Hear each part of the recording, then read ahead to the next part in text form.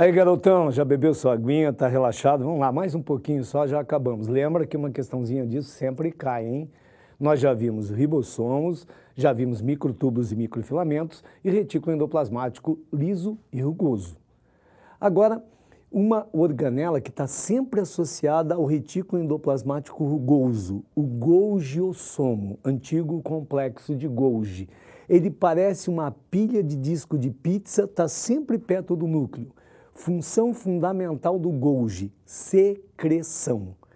Toda vez que perguntarem sobre secreção celular, responsável o Golgi. Outra organela tão importante quanto a que a gente já estudou, os lisossomos. Lise quer dizer quebra, corpúsculo de quebra de quê? Digestão intracelular. São produzidos aonde? No complexo de Golgi, liberados por ele, e são responsáveis por toda a digestão dentro da célula. Você vai lembrar que a gente já comentou anteriormente sobre como as substâncias chegam à célula. Existe um processo que ficou estrategicamente para esse momento, onde ocorre a entrada em quantidade de material na célula. A gente chama trânsito em quantidade ou transporte em quantidade. Quais são os tipos de transporte em quantidade? Ou endocitose ou exocitose. Endo entra, exo sai. Há dois tipos de endocitose. Fagocitose, que é a entrada de partículas sólidas, ou alimento para a célula, ou no nosso caso, nossas células de defesa fagocitam coisas estranhas, nos defendendo e limpando o nosso organismo. E a pinocitose, que é a incorporação de líquidos. Normalmente isso acontece para a alimentação da célula. Portanto, repetindo, endocitose, entra, exocitose, sai. Fagocitose, partículas sólidas, alimentação, defesa. E pinocitose, entrada de partículas líquidas. Todo o material que vem de fora e que é digerido nos lisossomos, nós chamamos ao processo de heterofagia. A heterofagia digere algo que veio de fora. Se a célula digerir partes envelhecidas, alguma coisa dela própria, a gente chama de autofagia. E há casos extremos, e até patológicos, em que a célula digere a si própria, nesse caso a autólise. Um exemplo clássico de autólise é a regressão da cauda do girino. Podem perguntar para vocês, o processo de regressão da cauda do girino depende de que estrutura celular? Dos lisossomos. Outras estruturas importantes são as mitocôndrias. Mitocôndria responsável pela respiração celular, ou seja, pelo metabolismo energético da célula. Gente, toda vez que falar em energia, está falando em mitocôndria. Tão importante quanto as mitocôndrias são os cloroplastos. Quem tem cloroplasto? As células vegetais. Realizam o quê? Fotossíntese. Então, lembra bem, mitocôndria, respiração celular, metabolismo energético, direto. Cloroplasto, fotossíntese. Existem ainda os peroxissomos, que são estruturas também de digestão, mas fundamentalmente que quebram a água oxigenada, através de uma enzima chamada catalase.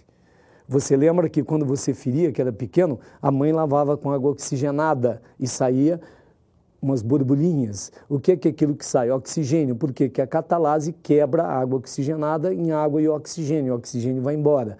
Podem perguntar por que a mãe fazia isso. A mãe queria matar as bactérias patogênicas que normalmente são anaeróbicas e esse oxigênio consegue destruí-las.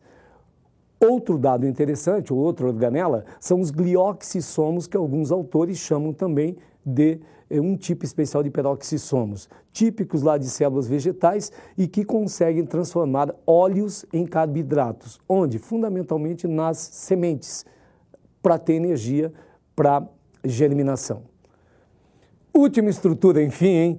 Vacúolo de suco celular, que ocorre nas células vegetais. Não confunda com outros vacúolos, como digestivo, vacúolo pulsátil ou contrátil, típico lá de protozoários de água doce.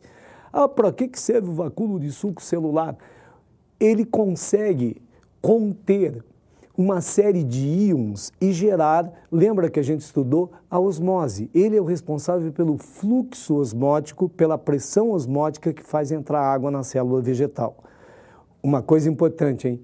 Quando você olhar uma célula vegetal adulta, ela tem um núcleo deslocado para a periferia e tem uma enorme de uma bolha, que é o vacúolo de suco celular, cuja membrana se chama tonoplasto.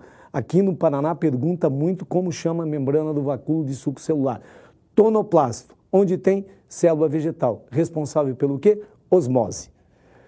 Ainda a gente falou das inclusões, agora já não é organela, é só depósito de substâncias.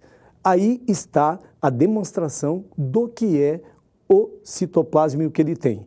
E para terminar a célula eucarionte, o que é que ela tem? Membrana, citoplasma e núcleo. Lembra que o núcleo, terceira parte da célula eucarionte, só é estudado durante o período em que a célula não está dividindo. A célula ou está dividindo, fazendo mitose ou meiose, ou não está dividindo. No momento que ela não estiver dividindo, a gente chama de intérfase. Por isso que sempre pergunta os componentes do núcleo interfásico. E quais são eles? Primeiro, carioteca. Carioteca é a membrana do núcleo, é uma membrana dupla contendo poros. Lembra que a membrana plasmática não tem poros e é única. Aqui é uma membrana dupla contendo poros, com ribossomos aderidos à face externa que faz contato junto ao citoplasma. Lá dentro tem um gel, que é a continuação, na verdade, do citossol, que a gente chama de carioplasma, ou nucleoplasma, ou cariolinfa. As estruturas nucleares estão aí mergulhadas. E quais estruturas são elas? Nucleolo. E o que é um nucleolo? Nucleolo é um depósito de RNA ribossômico. E o que mais tem? A cromatina. O que é cromatina? É o DNA associado a proteínas. O nosso material genético, que está contido nas moléculas de DNA. DNA associado a proteínas, chamamos cromatina. A parte do DNA que está sendo usada naquele momento para produzir proteína, então produzir RNA mensageiro, que vai lá para o citoplasma, para produzir proteína nos ribossomos, nós chamamos então heterocromatina. Logo, o que é heterocromatina? É a cromatina condensada, espiralizada e inativa geneticamente. Atenção, resumindo, quais são os componentes do núcleo interfásico? Carioteca, nucleoplasma, nucleolo e cromatina. E para você relaxar agora, vamos fazer um exercício? Treinar um pouquinho sempre é bom. Lembra que eu sempre falo para você, quanto mais exercícios você fizer, mais próxima está a vaga. Aguenta aí e vamos resolver mais um. Questãozinha da PUC Paraná 2007.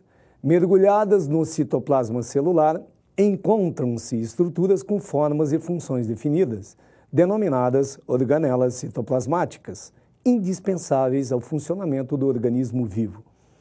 Associa as organelas com suas respectivas funções: complexo de Golgi, lisossoma, peroxissoma, ribossoma e centríolo. Primeiro, responsável pela desintoxicação de álcool e decomposição de peróxido de hidrogênio. Local de síntese proteica, modifica, concentra, empacota e elimina os produtos sintetizados no retículo endoplasmático rugoso.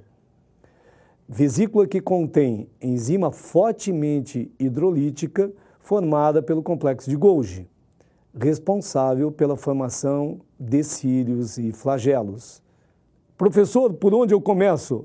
Por aquela que você tiver certeza. Por exemplo, quando a gente falou em destruição da água oxigenada, peróxido de hidrogênio, só pode ser o quê? Peroxissoma número 3. Então você começa pela número 3.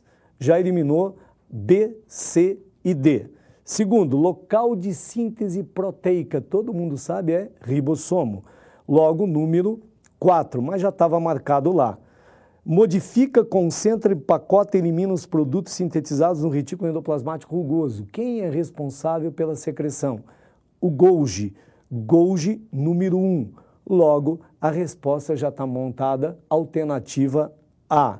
Vesícula que contém enzima fortemente hidrolítica, quem é? Lisossomo, responsável pela formação de cílios e flagelos, centríolo. Aí, gente boa, muito obrigado pela sua presença hoje. Valeu, mais uma aulinha.